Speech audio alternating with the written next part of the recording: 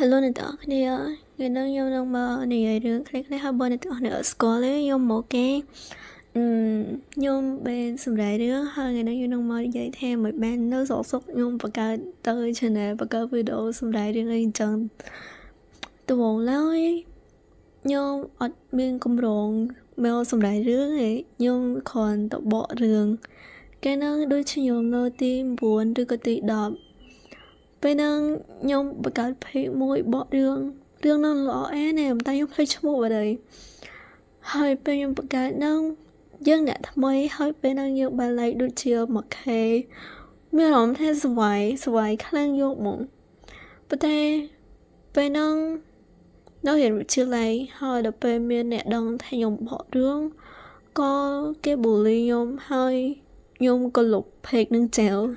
បន្ទាប់មករហូតដល់ខ្ញុំរៀនថ្នាក់ទី12ពេលហ្នឹងខ្ញុំគ្រាន់តែ post វីដេអូក្នុង YouTube លេងៗឯងតែពេលហ្នឹងវាបាន view ច្រើនហើយខ្ញុំបាន subscribe ឡើងច្រើនដូចគ្នាពេលហ្នឹងដូចជា 71k ដែរនិយាយទៅពេលហ្នឹងខ្ញុំស្វ័យចិត្តទេប៉ុន្តែបន្ទាប់ពីបានហ្នឹងហើយខ្ញុំក៏មានបាន post អីទៀតដែរខ្ញុំទុកវាចោលហើយរហូតដល់ខ្ញុំសម្ដែងរឿងស្រីណែរឿងខ្ញុំជាមនុស្សតែខ្ញុំអាចស្ដាប់បានដែរទេពេលខ្ញុំសម្ដែងលើកដំបូងនោះខ្ញុំក៏អត់មានគម្រោងថាវានឹងមានអ្នកស្ដាប់ច្រើនដែរខ្ញុំគ្រាន់តែសម្ដែងហើយផុសចោលលេងប៉ុន្តែអត់នឹកស្មានថាអ្នកនរគ្នាស្ដាប់សោះហើយ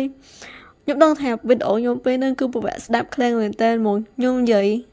តាក់ចុះឥឡូវខ្ញុំនៅតែនិយាយតាក់ដែរហ្នឹងគ្រាន់តែថាកាលមុនគឺវាយ៉ាប់ជាងនេះទៀត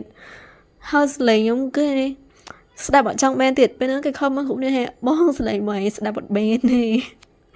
វាតិចពេកស្លេងតិចយល់អត់និយាយបែបសុខសឹបហើយខ្ញុំបញ្ជាក់គុណអ្នកនរគ្នាមែនតើដែលនៅគ្រប់ត្រូលវីដេអូខ្ញុំនៅជួយមើលវីដេអូខ្ញុំទោះបីខ្ញុំសម្ដែងរឿងអីក៏អ្នកនរគ្នានៅតែមើលខ្ញុំអារម្មណ៍ថាខ្ញុំអត់នឹកស្មានថាខ្ញុំអាចមានថ្ងៃហ្នឹងទោះបីវាទូចមែនប៉ុន្តែខ្ញុំសប្បាយចិត្តហើយនិយាយទៅខ្ញុំប្រាប់អ្នកនរគ្នាថាកាលខ្ញុំរៀនទី9ទី10ហ្នឹងខ្ញុំមិនបកផ្សាយរឿងទៅអត់ហើយខ្ញុំឈប់រសារគេ bully ខ្ញុំ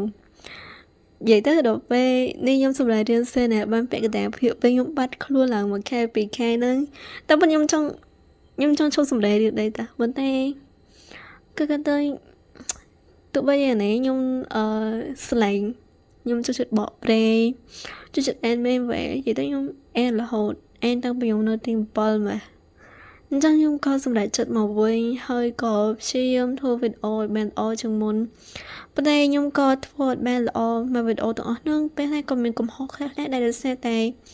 ខ្ញុំអត់បានស្ដាប់វាទៅវិញទៅមកកែវារហូតដល់ដោយសារខ្ញុំរៀង level និយាយទៅរឿងបង្កើតសម្រាប់រឿងនេះ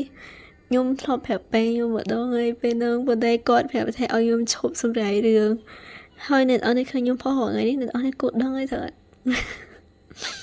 ហើយខ្ញុំក្បែរដឹងហើយខ្ញុំទូស្គាល់គាត់អត់choខ្ញុំសម្ដែងរឿងនោះដោយសារតើខ្ញុំត្រូវរៀនធៀមប្លង់ពេទ្យអញ្ចឹងខ្ញុំអត់សូវមានពេលច្រើនគាត់ចង់ឲ្យខ្ញុំនឹងចំណាយពេលលើរឿងនេះវាអាចថារំខានពេលខ្ញុំរៀនប៉ុន្តែខ្ញុំស្ដែងហើយណាមួយ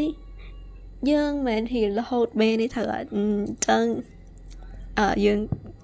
ក៏បង្កើតនៅតបន្តបង្កើតចឹងឯងគ្រាន់តែពេលខ្លះខ្ញុំរវល់ខ្លាំងហើយខ្ញុំអត់ចង់អ្នកនរគ្នាដាច់ភាពខ្ញុំយល់ដល់នៅពេលដែលយើងមើលរឿងអីមួយហើយយើងអត់បានតភាយល់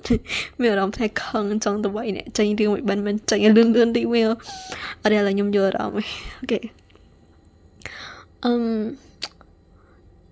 ខ្ញុំដល់និយាយទេណាណែនាំខ្លួនតិចខ្ញុំម៉ូលីកាហៅខ្ញុំកាត់ទៅម៉ូកាបានហើយទៅឈ្មោះខ្ញុំម៉ូលីកាត្រូវអត់តែពេលច្រើនគេហៅតម៉ូលីកាពេលណាខំដែរប៉ុន្តែធ្វើមិនតហើយឥឡូវខ្ញុំរៀននៅសាកលហើយខ្ញុំឡើងមកពេញហើយឥឡូវខ្ញុំក៏ដាច់លុយខ្លាំងដែរអូខេyes មានសួរទៀតអត់ខ្ញុំអត់ទាន់មានសង្សារដោយសារខ្ញុំអត់ទាន់គ្រប់អាយុខ្ញុំទៅ17ហើយនឹងញ៉ាំទៅចប់ហើយអូខេបាយបាយអ្នកនរគ្នា